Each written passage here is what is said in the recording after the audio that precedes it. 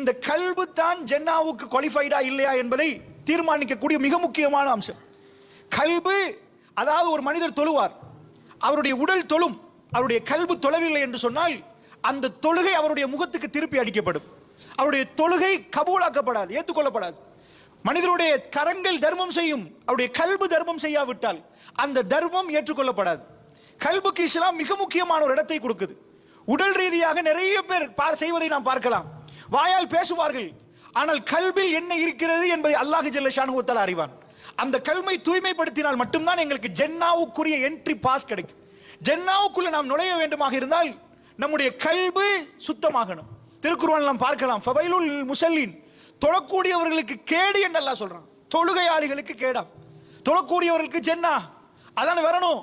ஏன் தொழக்கூடியவர்களுக்கு கேடு? அந்த ஆயத்தை அதோட நிப்பாட்டல் அல்லாஹ். ஃபவைலுல் முஸல்லீன் அல்லதீன ஹும் அன் ஸலாத்திஹிம் ஸாஹூன் அல்லதீன ஹும் யுராஊன், அவர்கள் ரொம்ப பொடுபோக்காக தொழுகிறார்கள், அவர்கள் பிறர்கள் பார்க்க வேண்டும் என்பதற்கு தொழுகிறார்கள். காமு குசாலா என்கிறான் அல்லாஹ்.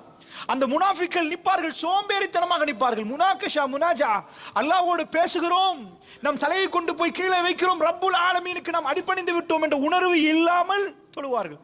அதனால் உடல் ரீதியாக ஒரு மனிதனுடைய அசைவுகளை வைத்து இதற்காக வேண்டி ஜன்னா என்று இஸ்லாம் சொல்லல. ஜன்னா என்பது கல்பில் ஏற்படக்கூடிய மாற்றம் என்று இஸ்லாம் பேசுது.